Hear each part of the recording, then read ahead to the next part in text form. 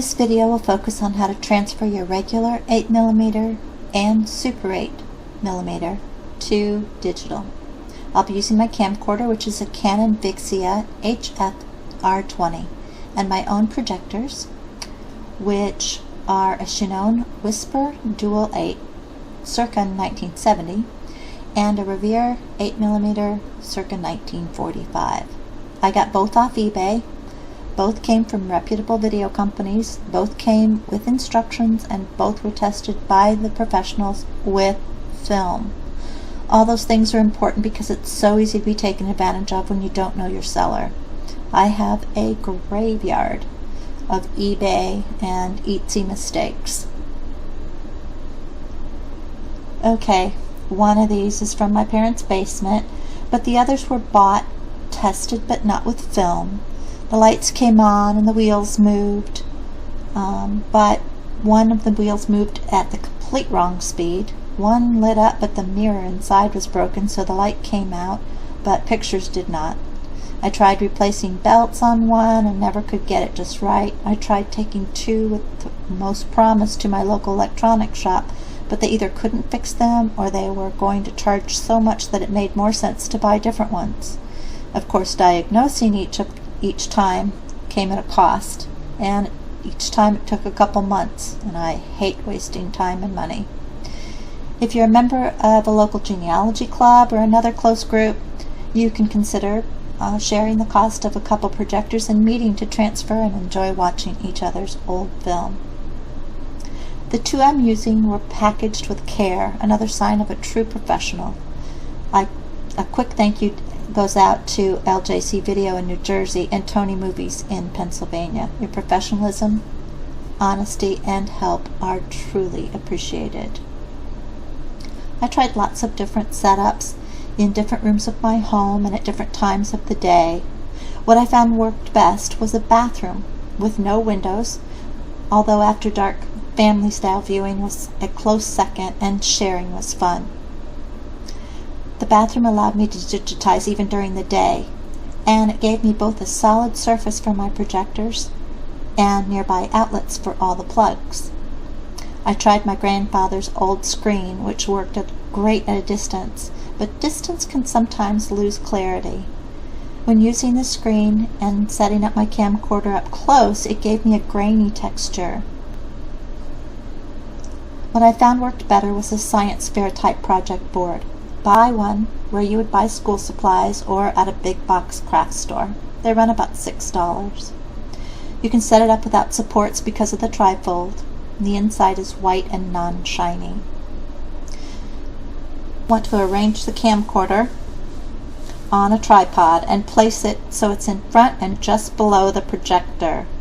Make sure the projector shoots straight onto your white surface, otherwise your frame will be skewed. Next, I tried several different settings on my camcorder. Old film was shot usually around 24 frames per second. I set my camcorder on 24, but still got lots of roll. Reading over my instructions, I found that when in maximum pixel mode, which is what I usually use for the highest quality HD video, the frame rate is variable. So I moved to a lesser setting and had more control. Bottom line, read your manual and try different settings. I found this close-up setup and setting my camcorder to manual focus, low light, and 30 frames per second worked best. Plan to try different things to see what works best for your camcorder. I even tried my smartphone on all auto. Notice that the constant in all of this is using a tripod. My SLR camera has a video mode also and can be used to set in manual focus. Remember that anything you can digitize is better than leaving it at a medium that cannot be shared. Most projector manuals can be found online if you don't have yours any longer, and I highly encourage you to read your manual for any projector you use. Each is a little different. My Revere has a clutch. Who knew? You may be asking why I use two different projectors, and the reason is simple. There's a difference between regular 8mm and Super 8, a physical difference. The sprocket holes are just different lengths apart. Dual 8mm projectors don't always work with both types, and usually the one that's compromised is the older regular 8mm film. I just sat and cried when my old family films were being eaten by a dual projector. I checked and rechecked all my settings, but in the end I found it was just better to use separate projectors. Here's my graveyard of broken film. Heartbreaking, but don't despair. I found a product that can save each frame. Watch my video on digitizing slides and negatives. You can find it on our website, on our Digitize page, or subscribe to our YouTube channel. The Wolverine is available on our links page. Old projectors are much more manual, so I can control speed and even match it to the recording speed I choose, which will lessen the flicker and rolling. Here's how to thread the Revere. I use the same closed room setup and mostly the same camcorder settings for each projector.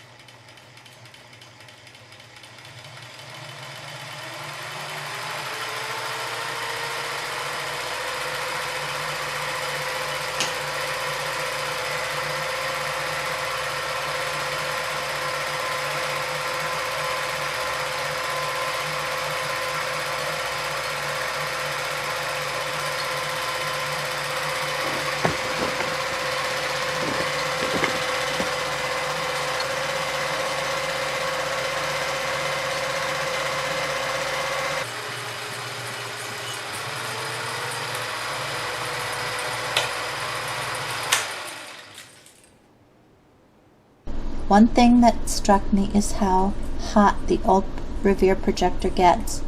Be aware so you don't burn yourself or anything you have anything you may have set near the motor, and don't set any films nearby that motor at all. And here's the chignon, which has an auto thread.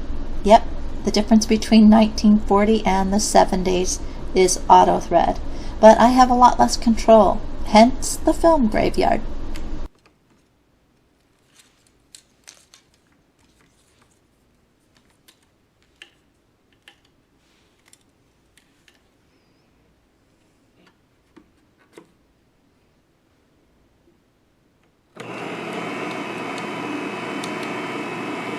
This process is the most rewarding part of my family history video, but then I'm a video person.